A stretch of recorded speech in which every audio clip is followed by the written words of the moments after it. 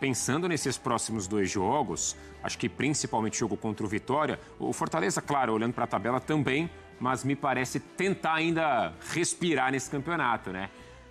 6 pontos, 4 pontos, para não ainda matematicamente, mas assim, você faz 6 pontos, vai a 36, a 10 vitórias, acho que seriam resultados, como disse o Rafa, acessíveis e que praticamente te livra do rebaixamento nessa temporada, que agora é o objetivo, né? O Vasco, acredito que a situação já foi pior, né? Principalmente quando o Vasco não estava conseguindo fazer uma boa sequência de jogos dentro de casa. Então, essa sequência recente que o Vasco teve já foi um alívio. E, assim, na atual concepção, né, na forma que está o futebol brasileiro hoje em dia, o Vasco perder para o Palmeiras no Allianz Parque é um resultado normal. Obviamente, quando você está ali brigando para não cair, né, qualquer ponto faz falta. Mas, por exemplo, perder para o Vitória em casa ou empatar com o Vitória em casa será mais grave do que essa derrota contra o Palmeiras, que, enfim, como o próprio Diniz já falou, que foi uma situação que o time entrou meio desligado e acabou tomando logo 3 gols no primeiro tempo. E o campo está mostrando que o time está evoluindo, né, Donk? A atuação foi problemática, mas a fase do Vasco não é problemática. Acho que o time evoluiu recentemente, tanto no jogo coletivo quanto profundidade do elenco, sobretudo na defesa. Acho que é um time mais confiável no sistema defensivo. Então, acho que ninguém ali está tranquilo em relação ao rebaixamento. Todo mundo ali do bolo, tá tudo ainda muito apertado. Só que o Vasco joga mais do que outras equipes nesse momento. Essa derrota, que foi categórica e inquestionável, ela vem no momento justamente da melhor sequência do Vasco na temporada. Então, assim, é algo para se corrigir, ainda mais quando teve tantos erros individuais como o próprio Diniz pontuou. Mas acho que não é para fazer um alarde diante de um time que claramente evoluiu nos últimos jogos. E aí, DJ Careca? Tem algum vascaíno aí? 1h26, Venê. Essa hora o jogo já tinha acabado. 3-0 já. Quantos minutos que foram? 24 minutos. 24? Eu gosto desse número. Ah, o é? número da minha vida. É o número da minha vida, 24. O que aconteceu na minha vida no ano passado? Diz a ele pra ele não falar com Que ano foi ano passado? Ô, Pedrosa, fala comigo. Fala. Eu vou ler ali o TP, eu vou ler o que tá escrito. E aí você vai falar, tá? Tá. O Vasco perdeu pro Palmeiras 3-0 e quebrou a invencibilidade de 7 jogos. Sim. Com o resultado, o gigante da colina. Mas olha só que bonitinho que o... Essa produção, mas não diminuam a posição do gigante. Toma! É tão duro chegar ali, pô. Venê, Ainda querem tirar? o Vasco hoje, só pra explicar, tem o mesmo número de pontos do Corinthians. 30 pontos. Só que o Vasco tem um saldo bem superior ao do Corinthians. O Vasco fez 38 gols no campeonato e tomou 38 também. Uma maravilha. Saldo 0. Só que o Vasco tem uma vitória a mais do que o Corinthians. O Vasco tem 8 vitórias e o Corinthians 7. Ontem seria mais um. Inclusive, fica meu repúdio à arbitragem. O que aconteceu, repito, o que aconteceu ontem, embora não seja futebol carioca, mas Corinthians Internacional. Pra quem não viu o lance grotesco, o pênalti marcado para o Internacional, vale a pena ver, porque você vai se revoltar. Isso mostra e resume como é a arbitragem de futebol brasileiro. Péssimo. Mas, enfim. Cara, vou ser honesto com vocês, tá? Vamos lá. Se o Vasco estivesse com a equipe titular, já seria difícil. Já seria praticamente impossível. Porque a gente tá falando de uma equipe que é o Palmeiras. No momento na temporada, quando ele utiliza a dupla Flaco Lopes e Vitor Roque. O Palmeiras que ganhou do River Plate no Monumental e ganhou também em casa. Um Palmeiras que perdeu pro Bahia na última rodada, mas um jogo totalmente atípico. Até pro próprio Bahia, que é outro que oscila demais também. A Abel reclamou de gramado e tudo mais. Mas o Palmeiras dentro do Allianz Parque é um adversário hoje que, junto com o Flamengo, é o mais difícil do Brasil, sem dúvida alguma. E talvez em bola jogada, o momento do Palmeiras hoje seja até melhor do que o do Flamengo. Então, assim, cara, já seria difícil de qualquer forma. Aí, quando você perde o Bastos e perde o Barros e o Carlos Cuesta, aí acabou, gente. Porque o nível desce muito. O Vasco com o Barros e com o Carlos Cuesta é o time que tem condição de empatar com o Flamengo, é o time que vence o Cruzeiro, é o time que vence o Bahia e é o time que talvez no Allianz Parque faria um jogo mais duro. O Vasco sem esses jogadores se torna o time que estava brigando para não cair. Porque é muito claro, é muito nítida a diferença de nível de um jogador para o outro. Porque quando o Barros não joga, isso mexe no time inteiro. Quem foi colocado ontem para ser titular? O Tietê.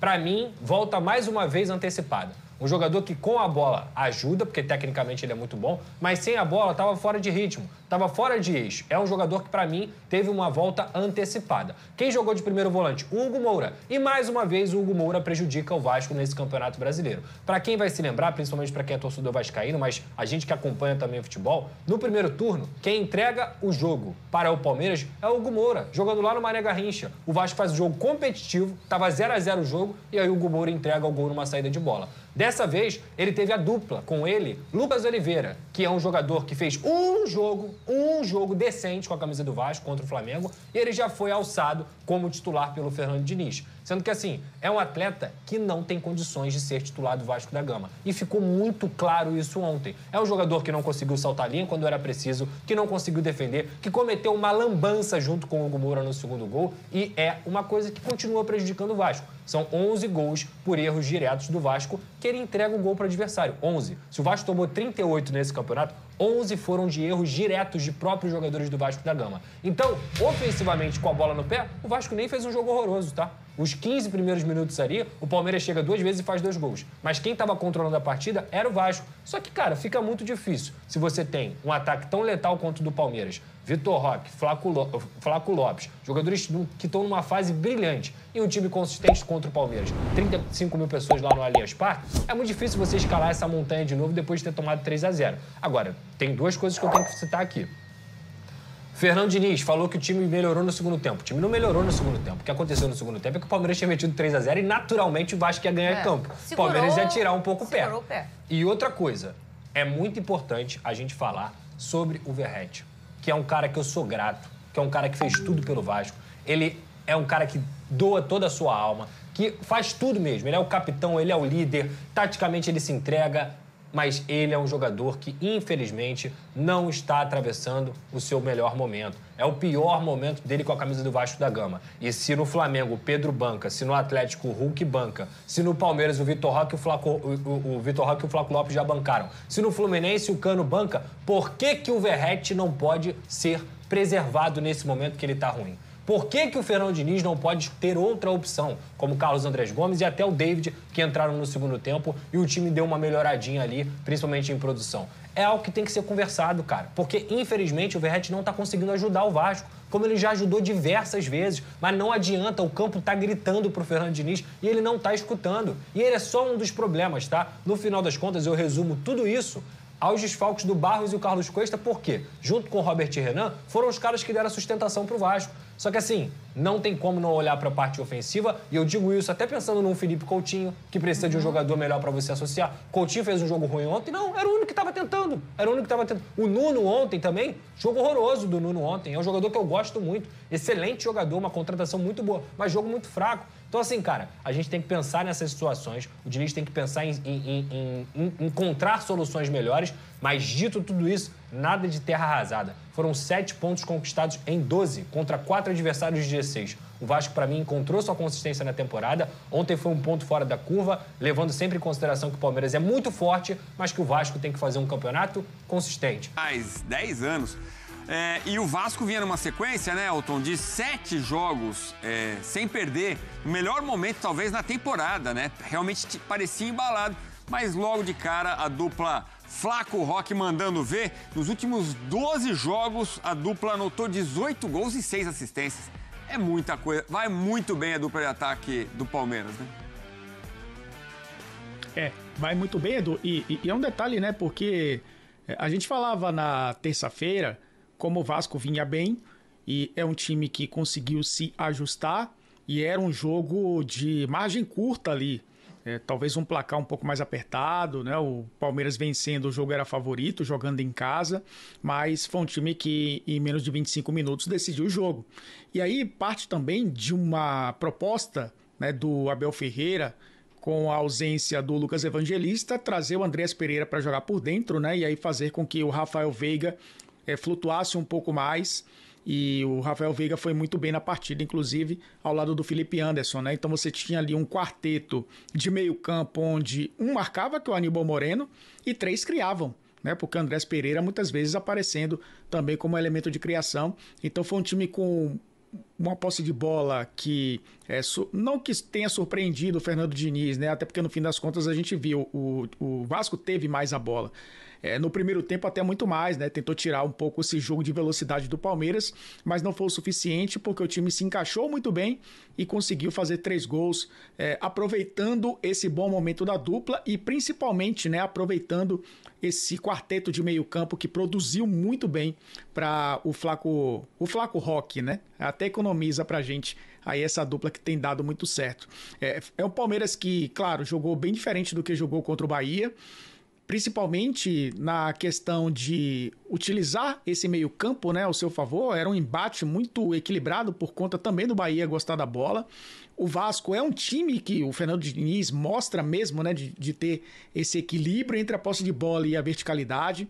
Tentou no jogo jogar dessa forma, com o Nuno Moreira e o Ryan, principalmente o Ryan. É um trio de meio-campistas, né, que o torcedor do Vasco já está acostumado a ver, com o Nuno Moreira mais construtor e o Ryan atacando mais profundidade. O Ryan não teve espaços entre o Felipe Anderson e o Piquerez, tentou jogar um pouquinho mais por dentro, né, entre o Piquerez e o Murilo, também não conseguiu se criar por ali. Então o Palmeiras de novo fez um jogo defensivo consistente, que eu acho que é uma característica principal dessa equipe, e potencializou a dupla, Edu. 2 gols do Flaco Lopes, 1 gol do Vitor Roque com assistência do Flaco Lopes. Então acabou sendo o Palmeiras que a gente viu durante boa parte desse pós-mundial, né? Principalmente quando encontrou essa dupla e conseguiu uma vitória importante na luta pelo título, né? Pela liderança. Nesse momento, o Palmeiras a 2 pontos do Flamengo, com o mesmo número de jogos, né, do Flamengo. O Flamengo vai jogar na rodada, o Palmeiras ainda vai ficar com um jogo a menos, então foi importantíssimo vencer essa partida em casa. É isso, nação cruzmaltina. O que passou, passou. Lamentar agora é perder tempo, e o tempo no Campeonato Brasileiro é ouro. É fundamental entender o que aconteceu contra o Palmeiras. Não foi uma derrota qualquer, foram erros individuais potencializados por gols relâmpagos, que desestabilizaram o time em um momento de desfalques importantes. A ausência do Cauã Barros e do Cuesta pesa, e muito, na segurança e na saída de bola que o Diniz tanto preza. Mas vejam bem o cenário. De 12 pontos possíveis em uma sequência duríssima, Flamengo, Cruzeiro e Palmeiras, o Vasco conquistou 7 pontos. Em um outro momento, esta derrota de ontem nos faria bater o desânimo. Mas a verdade é que o Vascão está longe do Z4 com uma margem de segurança de 7 pontos. Não podemos abaixar a cabeça. E você, torcedor, o que achou da atuação do time? Comenta aqui embaixo. Quem deve ser o titular ao lado do Cauã Barros no meio-campo? Hugo Moura ou Matheus Cocão? Deixa sua escalação. Não se esqueça, se você é vascaíno raiz, deixe seu like aqui embaixo e se inscreva no Vasco On para ter a melhor análise e reação de todos os jogos do Gigante da Colina.